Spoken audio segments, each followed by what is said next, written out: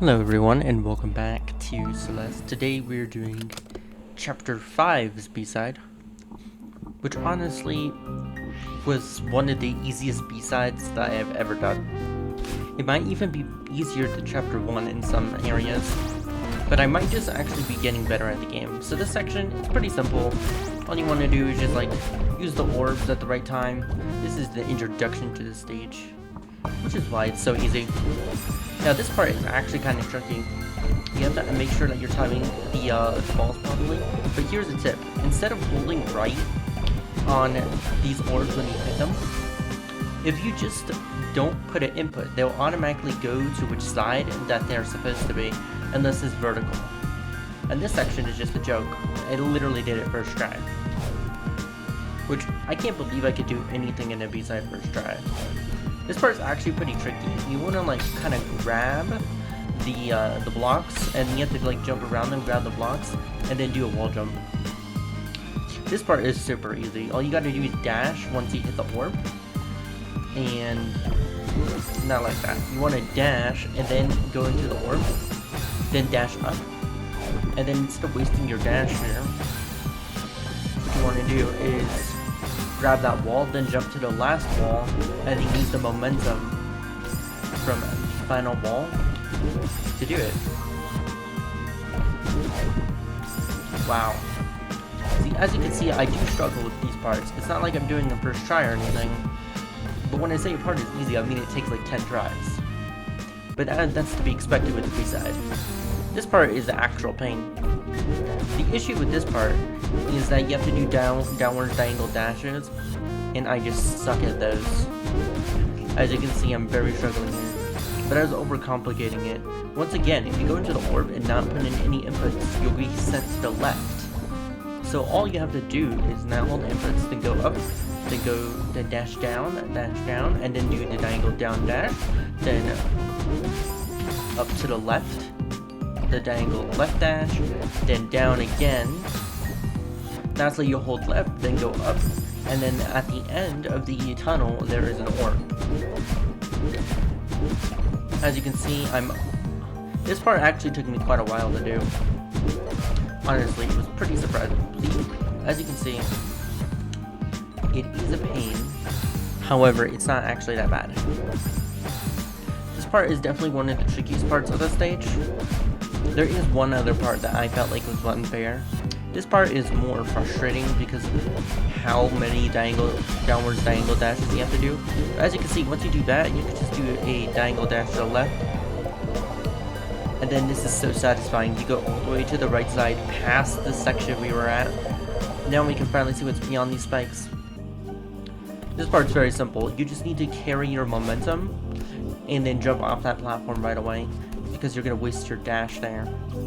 This part is also super easy. It's just a matter of timing. I recommend going when the spike thingy's at the top.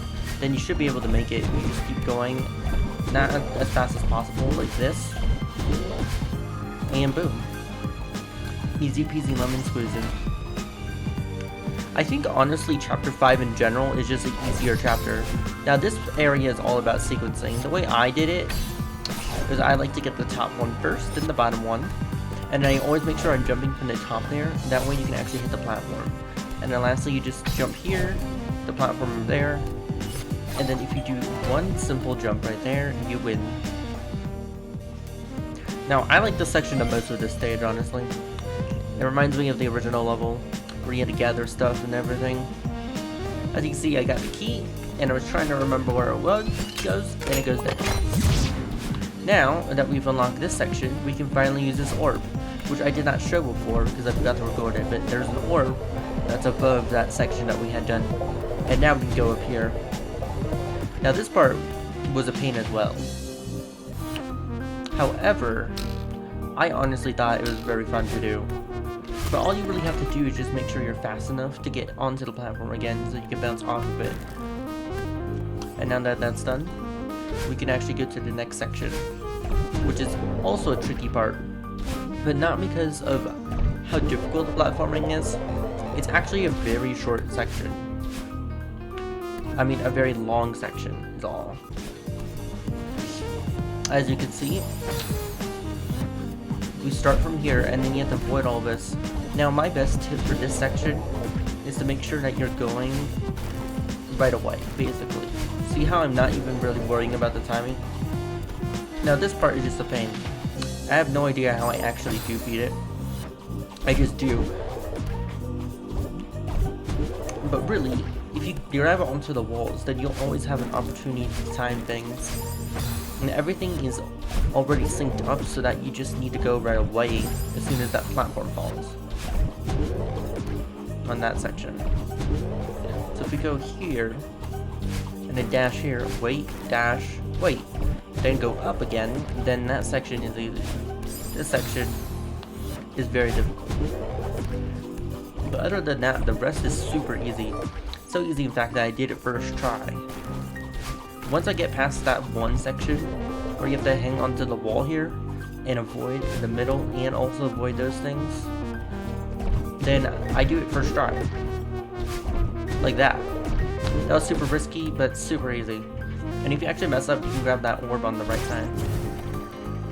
And I'm sure this seems familiar. This is the mirror.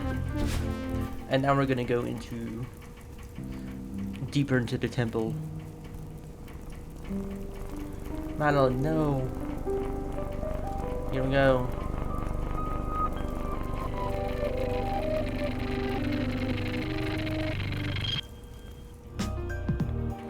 And this section is a pain as well.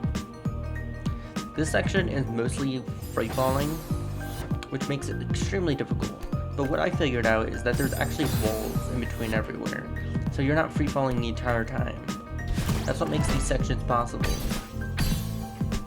As you can see, if I grab onto that wall over there, then I could have hanged out for a little bit before dropping again. This is all about aerial control, but you don't have to worry too much about the aerial control, which is one of the transition sections, so I'm not sure why it's so difficult. But this section is a pain. Yeah, I know I said this was an easy B-side, but also every single B-side has sections that are just like this one and the section before. They were both gross. Something like this. See how I dashed into this wall? Now, I didn't realize that there was a switch here, so I'm pretty sure I'm gonna die. Okay, I didn't realize I could just jump off the wall, save like... That's my bad. You cannot just cheese that and dash like that. The hardest part is actually sneaking in between everything. But as you can see on these successful attempts, I kind of make sure that I rely on the wall as much as possible. See? And now you just simply dash there, and boom. This section is very simple. It's just a matter of sequencing. I go for the left one, and then the top one, right one. Then I make sure I bonk here. Also, here's a tip. Did you know that when they go into the exploding mode, that doesn't damage you, it actually activates things, as well as destroying things, and you can bounce off of it, which I did not know. This section is super easy. You kind of just avoid. The hardest part of this section is actually getting things lined up. Like getting this dude lined up so you can jump off of him. That's what's hard. Everything else is easy. Now, this section can be a pain. That's for sure. Also because it's kind of hard to bounce off of him properly. But I found if you keep climbing up and just wait there for a little bit, and then keep waiting, eventually the explosion is going to destroy that. And every single time you bounce off of them, it does reset your wall grab. So you don't have to worry about that. And then this one, you actually want to dash up at the right timing. If you do it that way, everything will be a-okay. If we just jump here, wait for this to be destroyed. As you can see, I can actually survive that if you just bounce off of it again. And in here, I'm actually going to jump. So I avoid it, get one last bonk in, and then dash before I hit the bottom of the screen. This section is actually pretty easy. It's all a matter of where you are dashing. So as you can see, I did almost fall here, but that's okay. So if you stand on this platform, you can get lined up. And what I did is I would bounce off, and then do a dash, and then go up, which is easy. Now onto the sections with Dio. This section is a pain. It's a tempo remix featuring your boy Mixmaster Theo. This part is actually a pain because of how long it is. Not this part, this section is easy. I did it first try. Basically, first try. So all you gotta do is just avoid, and then you can grab, and always remember you can grab in the air. Theo doesn't need to activate the switches. Now this part, I completely forgot that you could actually wall jump with Theo. So I kinda just use this to bounce off. Use that to get a boost. But I want to make sure it was perfect. So I got a good boost off of it. As you can see, I used the explosion to do that. Now this part, I gotta make sure that I live, which I do because that wall is blocking, and this part is, this isn't canon, is it? I don't think B-sides are canon yet. Okay, as you can see, this part is a pain for multiple reasons. For one, it's length. You have to be constantly dodging and making sure that you always protect yourself. Theo doesn't really matter too much because they're immune to the monsters. And using Theo to like knock them around, also good. But what I always do is make sure that they're disabled before going to the next section, because they will chase you into the previous sections. And then this here, I wasn't sure what to do. What you want to do is use the monster to bounce off of it so that you can throw Theo into that hole. As you can see, the section isn't hard, it's just painful to do. If you do not have the monster disabled, they will chase you across the areas. Even though they can't get past the barrier, they move fast enough that when you're carrying Theo, it doesn't matter. Now if you bounce off this dude, you can actually get a good angle here. Except for I accidentally threw it the wrong way. Luckily, this one's very easy to bully. It's a simple thing like there. Then I just grab the crystal and went. Now this part is pretty tricky. Ignore how I threw Theo into the abyss. That usually happens because I was trying to record, but I have to press different buttons, which means I had to throw Theo. This part is really easy. You just gotta like catch Theo midair. And in here, I didn't realize you can wall jump, and that's when I learned you can wall jump. Now for this part, you just gotta throw Theo off, and then dash. Super simple, super easy. And now this part, oh, this is clearly impossible. Theo, it really isn't. This is just like the jellyfish jumps, honestly. So this section is actually not that bad. So when I think about it, this section is basically like a more easier version of the jellyfish jumps in Farewell.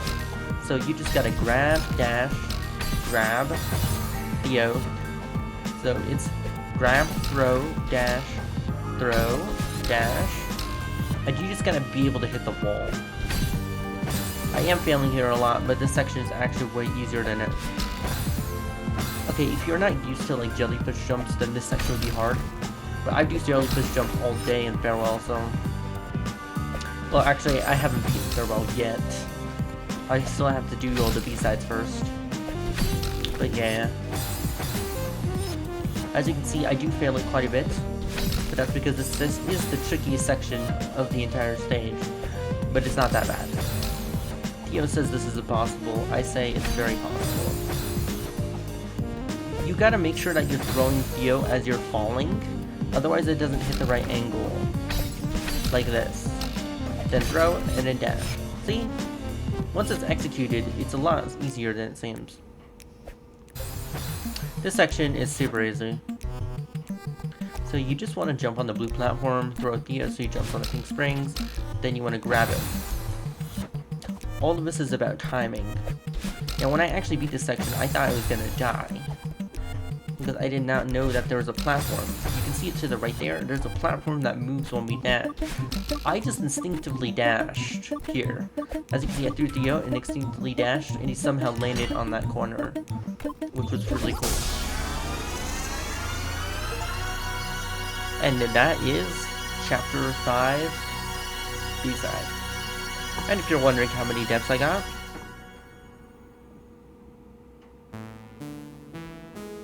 We'll have to wait for the cutscene.